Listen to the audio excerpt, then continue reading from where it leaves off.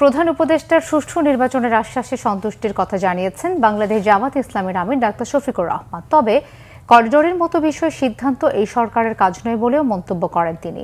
দুপুরে মৌলভীবাজারের কুলাউড়া উপজেলার দক্ষিণ বাজারে চা শ্রমিকদের সাথে মতবিনিময় সভায় তিনি এসব কথা বলেন। ডাক্তার শফিক বলেন, করিডোর বন্দরের বিষয়ে সিদ্ধান্ত হতে হবে নির্বাচিত সরকারের মাধ্যমে পার্লামেন্টে বসে। তিনি আরও বলেন, প্রধান উপদেষ্টার ইতিহাস সৃষ্টিকারী নির্বাচনের আশ্বাসে বিশ্বাস রাখতে চায় তার দল।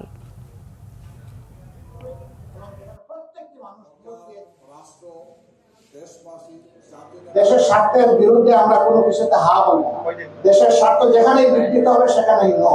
আমরা বলেছি যে আপনি বলেছেন, আপনি একজন মর্যাদাবান মানুষ, সম্মানিত মানুষ, আপনাকে আমরাই সবাই সমর্থন দিয়ে এই মহান দায়িত্ব আপনার উপরে দিয়েছি। আপনি বলেছেন এই বছরের ডিসেম্বর থেকে আগামী বছরের জুন এর ভিতরে আপনি নির্বাচন দিবেন। তিনি বলেছেন যে আমি আমার কথায় শক্ত আছি এবং সেই নির্বাচন আপনারা পাবেন। তবে আমি চাচ্ছি এমন একটা নির্বাচন যেটা ইতিহাস সৃষ্টি করবে এবং যেখানে প্রত্যেকটি মানুষ ভোট দিয়ে হাসি মুখে বের হবে, গিয়ে দেখবে না যে তার ভোট আরেকজন দিয়ে ফেলেছে।